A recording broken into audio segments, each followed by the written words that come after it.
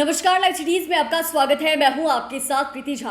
पूर्णिया के रुपौली विधानसभा के लिए उपचुनाव जो है वो हो रहे हैं और आज सुबह से ही वोटिंग प्रक्रिया वहां पर चल रही है। जी हाँ, हम आपको बता दें तो आज सुबह से ही वहां पे वोट जो है वो डाले जा रहे हैं और जो मतदाता है वो मतदान केंद्र पर पहुंच रहे हैं। ऐसे में आपको बता दें तो वहां पर कड़ा मुकाबला है।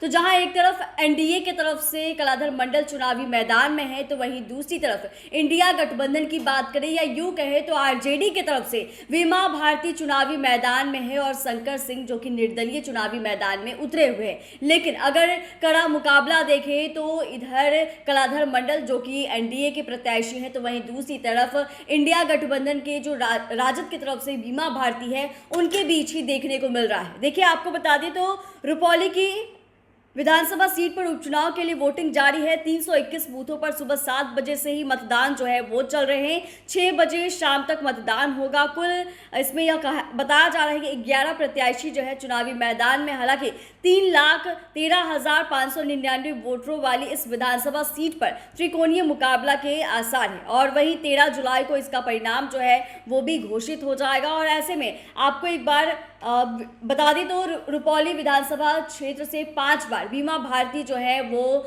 जीत चुकी हैं, वहां विधायक रह चुकी हैं। लेकिन ये जदयू कोटे से वहां पर विधायक थी। रुपौली में जब ये विधायक थी तो जदयू की विधायक थी और फिर उन्होंने जदयू का दामन छोड़ के आरजेडी का दामन थामा और आरजेडी ने इन्हें लोकसभा चुनाव के लिए टिकट जो है वो भी दिया था। लेकिन वीमा भारती जो है मुंह के बल गिरी थी, क्योंकि वहां पर उनका जमानत जब्त जो है वो भी हो गया था, क्योंकि निर्दलीय पप्पू यादव जो वहां से खड़े थे उन्होंने चुनाव जीत लिया। लेकिन अभी देखने वाली बात यह भी है कि रुपौली में जिस तरीके से उपचुनाव हो रहे हैं और इस बार फिर से वीमा भारती वहां से चुनावी मैदान में उतरी हुई है। और आपने देखा था कि कैसे 8 तारीख को जब चुनाव के प्रचार थमने वाले थे तो खुद नेता प्रतिपक्ष तेजस्वी यादव पूर्णिया पहुंचे थे और वहां पर रुपौली के लिए, रुपौली विधानसभा सीट के लिए उपचुनाव को लेकर जो जनसभा है वो भी किया गया था। जनसभा को संबोधित उन्होंने किया था और वीमा भारती को लेकर वोट भी मांग रहे थे। लेकिन ये कई सारी चीजें हैं, जहां एक तरफ जदयू के तरफ से कलाधर मंडल चुनावी मैदान में है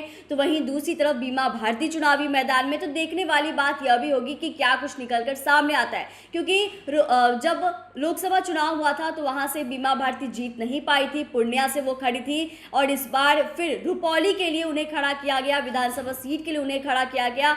और रुपौली से वो पहले विधायक रह चुकी हैं, लेकिन उन्होंने इस्तीफा दिया था क्योंकि उन्हें लोकसभा चुनाव जो है वो लड़ना था। कई सारी चीजें हैं, लेकिन अभी रुपौली में होने वाली वोटिंग को लेकर सुरक्षा के पुख्ता इंतजाम जो है वो भी किए जा रहे हैं। जिले के सभी सीमा को पूरी तरीके से सील कर दिया गया है और वहां सुरक्षा बलों की तैनाती जो है वो भी की गई है। मतदान केंद्रों पर भी सुरक्षा के पुख्ता इंतजाम जो है वो किए गए हैं। कई लेयर में मतदान केंद्रों पर पेट्रोलिंग की व्यवस्था जो है वो की गई है और सभी संवेदनशील बूथों पर विशेष चौकसी जो है वो भी रहेगी। हर बूथ पर जिला पुलिस बल के अलावा केंद्रीय सशस्त्र बलों की तैनाती जो है वो होनी है। तो 13 जुलाई को इसका जो परिणाम है वो आने वाला है। आज वोटिंग है, सुबह से ही वोटिंग प्रक्रिया जो है वो चल रही है। मतदाता केंद्र पर पहुंच रहे हैं, वोट डाल रहे हैं। लेकिन किनके पक्ष में ज़्यादा वोट आता है, कौन वहां से जीतते हैं, यह भी देखने वाली बात होगी। चैनल को सब्सक्राइब करें, फेसबुक पेज को लाइक करें। धन्यवाद।